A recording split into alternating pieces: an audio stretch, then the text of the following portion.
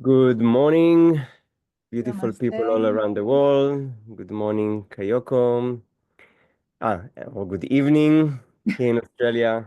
It's still nighttime, but maybe we'll see the sunrise together. And in America, where Kayoko is, California, it's around noon. Yes. Yes, and in Europe, it's the evening. So welcome. Good Hello, morning. I'm your fan. Hi, good to see you. She Yeah, was good my morning. first student of yoga.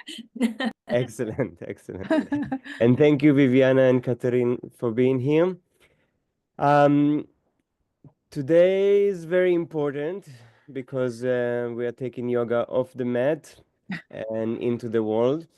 And I think this is a very, very important step because, in yoga, we speak so much about happiness and finding our inner happiness and enlightenment.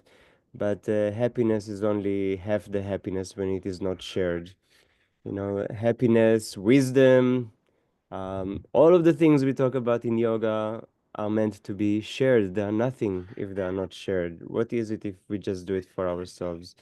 So this is where real yoga comes for me. It's about being a part of the world. We can be. I have been in a cave before meditating, and you think you have conquered anger and whatever other qualities that are interfering with our life in the world. And you feel so happy and enlightened, but you step out of the cave and someone step on your toes or press your buttons and you lose it because sitting in a cave is not a test for enlightenment. It's in our involvement in the world. And the real credit to our big hearts is not how much love we feel inside, because love is not just a thing. It's actually a verb. Love expresses itself in action. Yeah, we need to love in action, in with our everything, not just with our hearts, with our hands as well. This is, and for me, this is real yoga, and this is where Rainbow Yoga here connects with the Kayoko, who runs this amazing, amazing organization called Yoga Gives Back. Um, Herself and her ambassadors from all over the world, they go and teach yoga to uh, people who are maybe a little bit less fortunate in some ways than us. Yeah, because unfortunately, yoga has become uh, something that only rich people can do, can afford. But it shouldn't be like this. It should be a gift for everyone. So those of us who can, should, if we can, we should help more. We should do more, and spread it to corners of the earth where it's really needed right now. And this is exactly what Kayoko is doing. So I really adore her and admire her for this amazing mission. And I'm proud that we in Rainbow Yoga have joined her on this. Even in my classes here locally, we have everywhere in the world. I know there are economical stresses. I have in every class, I have on my advertising. We never refuse anyone because of money. Um, if you want to join and can't afford it, just give me a call. And bringing it to communities that otherwise will not be exposed to it, or to parts of our society that needs it, and won't get the benefits of yoga and mindfulness otherwise. It's a real mission. That's why, for example, with Rainbow Yoga, it's so important to teach at the schools, not just in afternoon program that only rich people can afford, but you bring it to the school where the kids already are, and you share those gifts that will help young people throughout their life, bringing them resilience and kindness. And kindness is the most important thing to teach, and love and peace and unity and working together, which is all the principles of Rainbow Yoga and Yoga Gives Back. So now I'm going to give the stage to the wonderful Kayoko to share her wonderful mission with us. And I hope you will be inspired to join in action this wonderful mission. Thank you so much, Gopala and Rainbow Yoga to hosting this Zoom event today. And Viviana from Bolivia and Kathleen from Michigan for joining. And also, Gopala, thank you so much for donating 10 spots for Yoga Gives Back so that our ambassadors can take your teacher training or fundraise through that. So I really appreciate your generosity and support.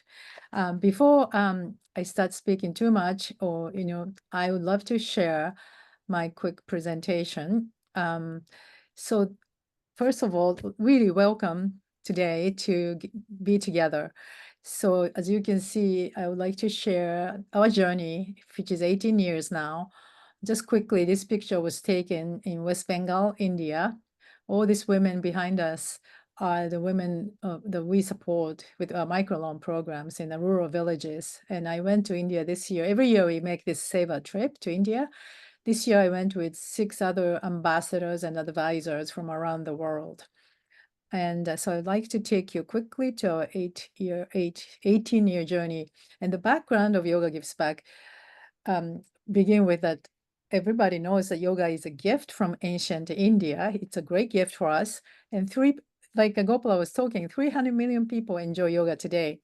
And the yoga industry, astonishingly, is worth over $200 billion in this year.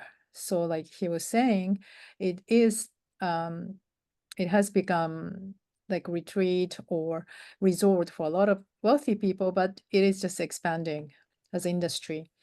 And I studied Yoga Gives Back, nonprofit organization in Los Angeles, because I was benefiting so much from, I studied Ashtanga yoga class, and I felt like every day I was feeling so happy and healthy after sweaty class. And I realized we have to do something to give back. I was 47 and realized, what am I going to do with my healthy self?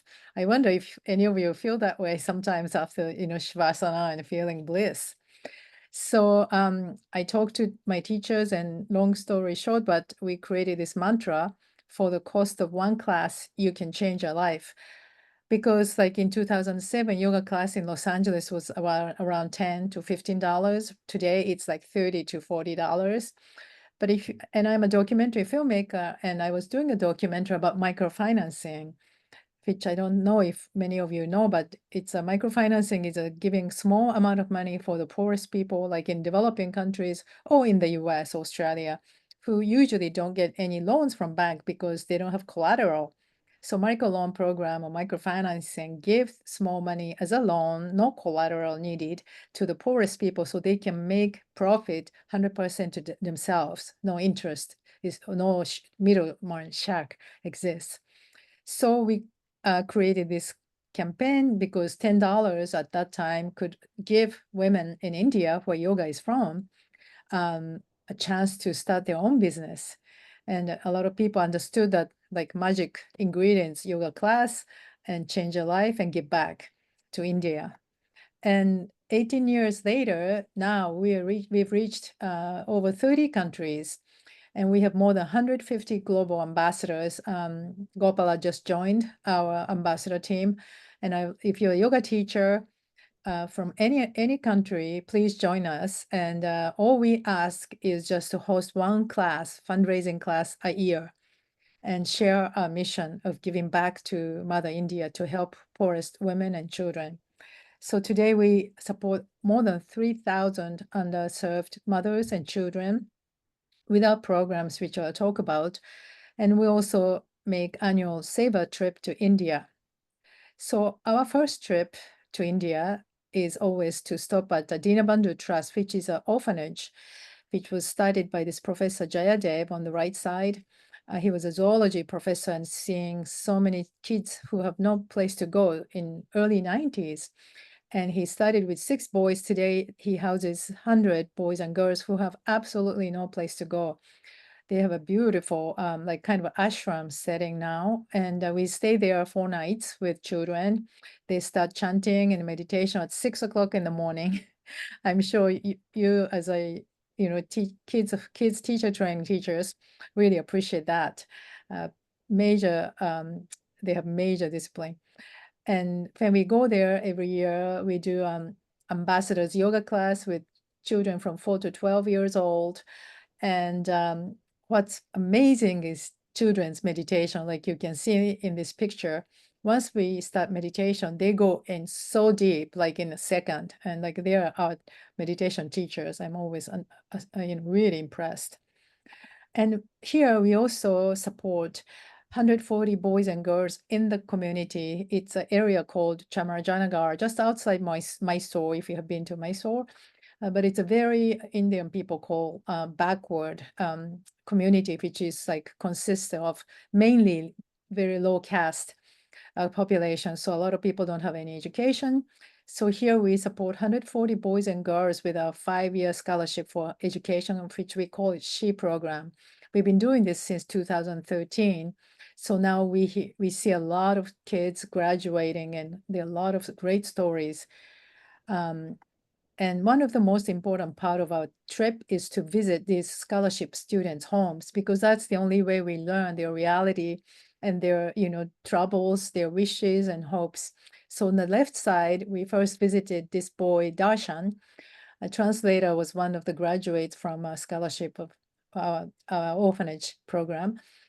Anyways, so Darshan is now in a college majoring engineering.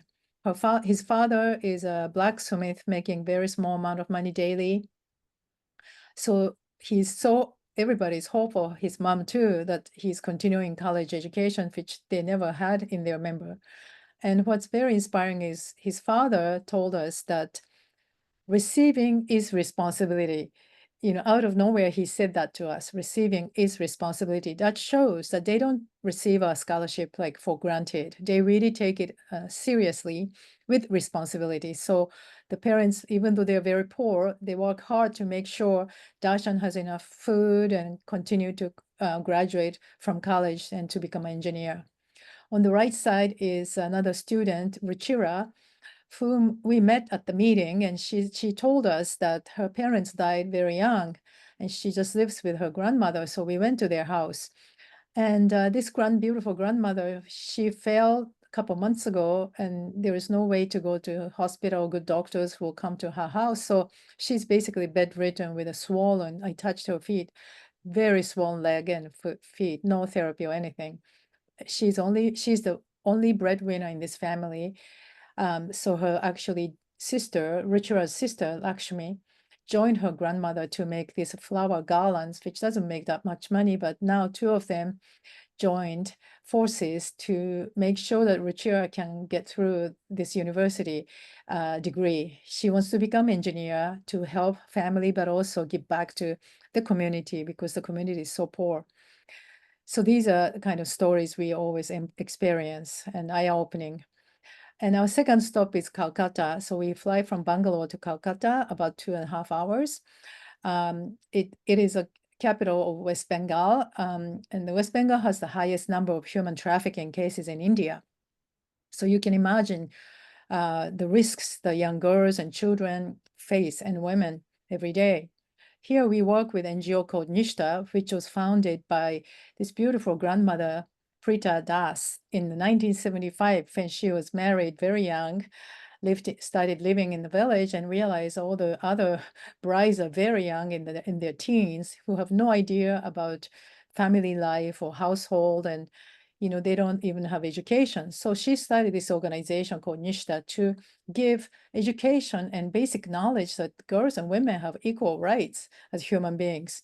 And today it's run by Manami Das and Meena Das.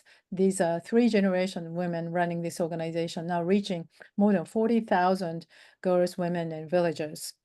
Here we studied in 2010 microloan program that I talked about. These women had never had a chance to make income on their own. They used to stay at home and doing all the house chores like domestic servants. But with this microloan, they come out and they team a group of 10 usually, making ropes or making pottery. And so their income has become huge, kind of independent source of, they're proud. But more importantly, they become really like a peer support group, because there's a lot of domestic violence, unfortunately, still. But today, if husband beats up one member of this group, they'll go to the house and really threaten the husband that they'll take him to police or the government. So these cases, the women became so empowered. We've witnessed this the last 15 years. So we are very proud of this program. And also we support 300 girls here. I talked about this scholarship for higher education in other community we support, but here we gave 300 young girls to aim for their college degrees. And we met almost like 200, 300 came to talk to us. They're so excited when we are there, and they share the stories with such gratitude, because if we weren't for this scholarship, they would definitely have been forced to marry for their, family's economic situation. So they're very grateful for this opportunity. And because we've been running this program for so many years now, 15 years, almost 12 years now, we see hundreds of girls graduating and giving back to the community, which is another bonus or like surprise positive ripple effect of this program. So these two young girls on the right side, they've graduated from college with our scholarship, and they got also our computer training. And first they got the job in local bank. The first thing they did was to open Village Online Service Center. So now these villagers who've never been to bank and they always hid their cash in their closet, now they can come here and ask them to deposit online safely.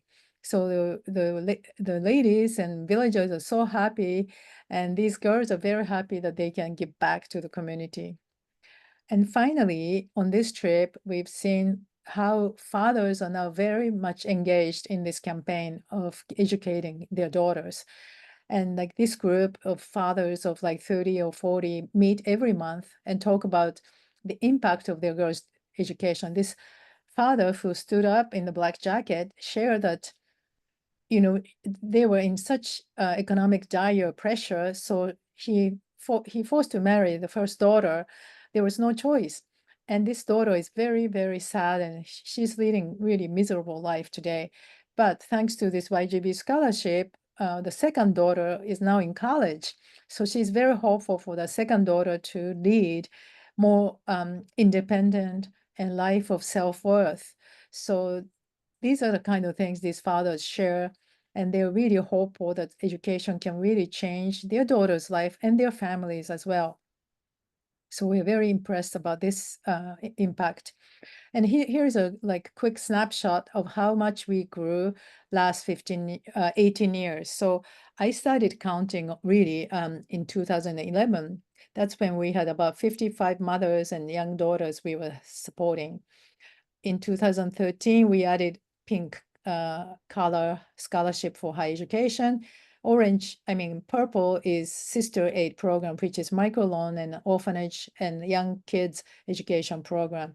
It just kept growing, and I used to think it would be great if I can get to 1,000, which we did in 2017. And it just kept growing. And last year we came almost 3,000, over 3,000. And this year, with your support, we'd love to surpass 4,000 lives that we support.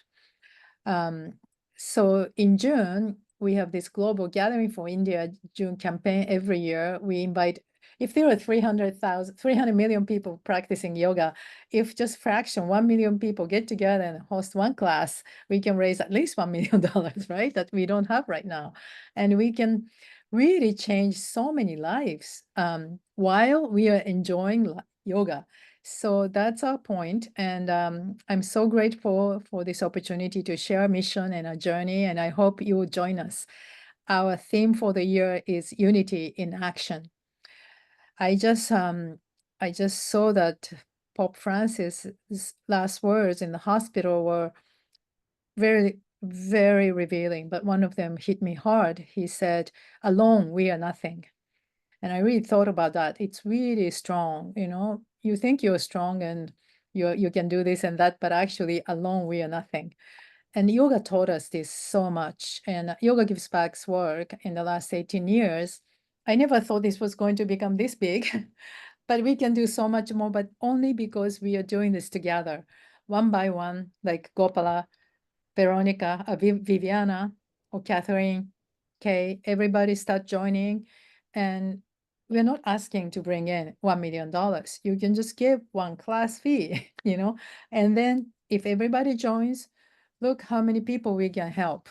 And these people are not just taking that for granted. These people in India take that with such gratitude and give back, pay it forward. And that's why we say, like, we spark this eternal circulation of gratitude. And once it's sparked, there's no ending. So it is a really great feeling that everybody can feel and share.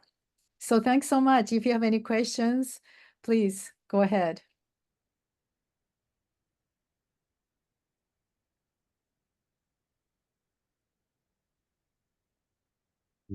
I'm very inspired for sure.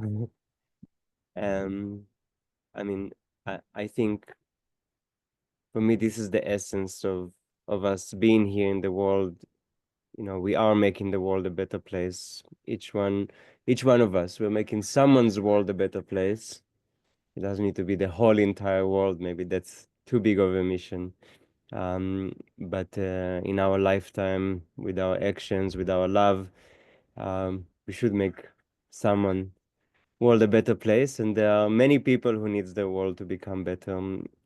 So I'm very, very proud to be a part of Yoga Gives Back, Thank part of you. Kayoko mission, and we will share this recording with people so they can be inspired as well, and continue to share more information and events um, um, in the very near future, starting now. Yeah, because yeah, life is just like you said, it's not about alone. Life is more full when we let ourselves expand. Many times life with all of its hardships, it make us makes us contract. But to thrive, we need to expand our hearts, reach out with our hands and hearts to other people and make our life less narrow and bigger and wider. Like this by being of benefit, by loving more, by loving in action. Yeah. Thank you. Thank you so much, Kayoko, for what you are doing for all those kids, those teenagers. It's beautiful that all the people that we are loving yoga, and we are loving that what you are saying, that together we can help so many people. I have never met you before. It's the first time I saw you, and I know that what you are doing, and I would like to help if I can help in something here in my place, here in my country. There are a lot of kids who need that kind of help too. And as Gopala said, it's like yoga is for people with like higher income, and the kids that have no opportunity of this, and their parents, they believe that it's not for them. It's something like they feel that they don't deserve. That's the thing. No, and it's great that we are opening consciousness in all the world, and in each part we are so far away. We are doing a little thing, but I think that it will growing like a snowball. It's beautiful that to know people like you all around the world that dreams the same thing that I dream. Thank you for what you are doing, and if I can help in something here in my little place, I can do it. I would like to do it. I would love to do it. Yeah, thank you so much. Thank you, Viviana. Fantastic. It's great. Hi, Mia. This Hi. is thanks for joining. It's also Hi, we're coming nice to to meet the end of you. it, but it's also recorded, so you'll be able to watch it back. We'll post it on our Okay, no social worries. media and so on. Thank you. Thank Great. you. Thank And you for the Catherine, invite as well. I'm excited. yeah. And Catherine, I just realized you are Kat from Michigan, who hosted our training many times. So thank you. I didn't make the connection. Super. So this is just the beginning, small beginnings, much greater ends. Um, I'm looking forward to dreaming and seeing how this evolve and reaches more hearts, more people around the world. So yes, thanks Kayoko and everyone for being such amazing people who, even with all the pressure this world presents to us, are still standing up tall and are still giving and giving and giving, because yeah, it's the only way that that we are going to evolve as a humanity, but more than that, that we can live. Because at the end of the day, either we are going to take each other down, which is happening in so many places, or we are going to raise each other up. And to raise each other up, we need to stand despite the difficulties, despite the challenges, and give. Even if we just have a little bit to give, that's a great start. If everyone gives a little bit, we all together make a huge difference. And that's what it's all about, Yeah. together. Yes. Thank you so much for this opportunity. Pleasure.